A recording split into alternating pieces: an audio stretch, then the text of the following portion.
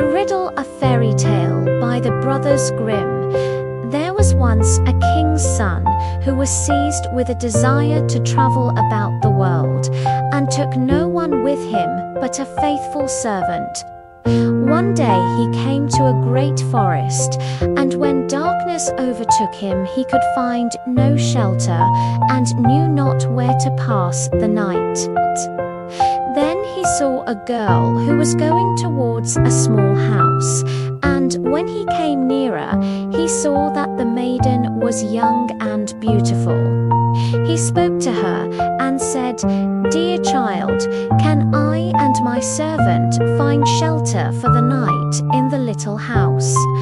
"Oh, yes," said the girl in a sad voice, "that you certainly can, but I do not advise you to venture it. Do not go in." "Why not?" asked the king's son. The maiden sighed and said, "My stepmother practices wicked arts. She is ill-disposed toward strangers." Then he saw very well that he had come to the house of a witch. But as it was dark, and he could not go farther, and also was not afraid, he entered. The old woman was sitting in an armchair by the fire, and looked at the stranger with her red eyes. "Good evening," growled she, and pretended to be quite friendly. "Take a seat and rest yourselves." She blew up the fire on which she was cooking something in a small pot.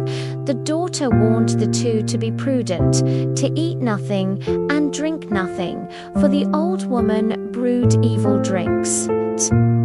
They slept quietly until early morning, when they were making ready for their departure, and the king's son was already seated on his horse. The old woman said, "Stop a moment, I will first hand you a parting draught." Whilst she fetched it, the king's son rode away, and the servant, who had to buckle his saddle tight, was the only one present when the wicked witch came with the drink. "Take that to your master," said she. But at that instant the glass broke, and the poison spurted on the horse, and it was so strong that the animal immediately fell down dead. The servant ran after his master and told him what had happened, but would not leave his saddle behind him, and ran back to fetch it. When, however, he came to the dead horse, a raven was already sitting on it, devouring it. "Who knows whether we shall find anything better today," said the servant. So he killed the raven and took it with him. And now they journeyed onwards into the forest the whole day, but could not get out of it. By nightfall they found an inn and entered it. The servant gave the raven to the innkeeper to make ready for supper. They had, however, stumbled on a den of murderers, and during the darkness 12 of these came, intending to kill the strangers and rob them. Before they set about this work, they sat down to supper, and the innkeeper and the witch sat down with them, and together they ate a dish of soup in which was cut up the flesh of the raven. Hardly, however, had they swallowed a couple of mouthfuls before they all fell down dead, for the raven had communicated to them the poison from the horseflesh. There was no one else left in the house but the innkeeper's daughter, who was honest and had taken no part in their godless deeds. She opened all doors to the stranger and showed him the heaped-up treasures. But the king's son said she might keep everything, he would have none of it, and rode onwards with his servant.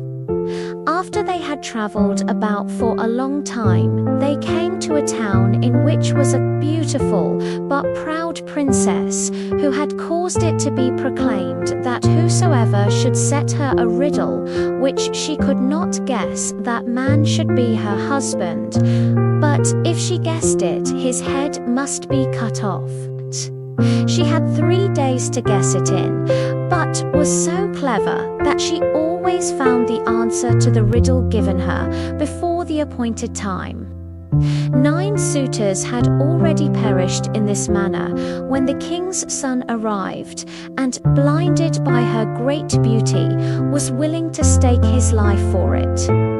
Then he went to her and laid his riddle before her. "What is this?" said he. "One slew none, and yet slew 12. She did not know what that was. She thought and thought, but she could not find out. She opened her riddle books, but it was not in them. In short, her wisdom was at an end, as she did not know how to help herself. She ordered her maid to creep into the Lord's sleeping chamber and listen to his dreams, and thought that he would perhaps speak in his sleep and discover the riddle. But the clever servant had placed himself in the bed instead of his master, and when the maid came there, he tore off from her the mantle in which she had wrapped herself, and chased her out with rods. The second night, the king's daughter sent her maiden-waiting, who was to see if she could succeed better in listening. But the servant took her mantle also away from her, and hunted her out with rods. Now the master believed himself safe for the 3rd night, and lay down in his own bed. Then came the princess herself, and she had put on a misty-grey mantle, and she seated herself near him. And when she thought that he was asleep and dreaming, she spoke to him, and hoped that he would answer in his sleep, as many do, but he was awake, and understood and heard everything quite well. Then she asked, "One slew none. What is that?" He replied, "A raven, which ate of a dead and poisoned horse, and died of it." She inquired further, "And yet slew 12. What is that?" He answered, "That means 12 murderers, who ate the raven and died of it." When she knew the answer to the riddle, she wanted to steal away. But he held her mantle so fast that she was forced to leave it behind her. Next morning, the king's daughter announced that she had guessed the riddle, and sent for the 12 judges and expounded it before them. But the youth begged for a hearing, and said, "She stole into my room in the night and questioned me. Otherwise, she could not have discovered it." The judges said, "Bring us a proof of this." Then were the 3 mantles brought thither by the servant, and when the judges saw the misty-grey one which the king's daughter usually wore, they said, "Let the mantle be embroidered with gold and silver, and then it will be your wedding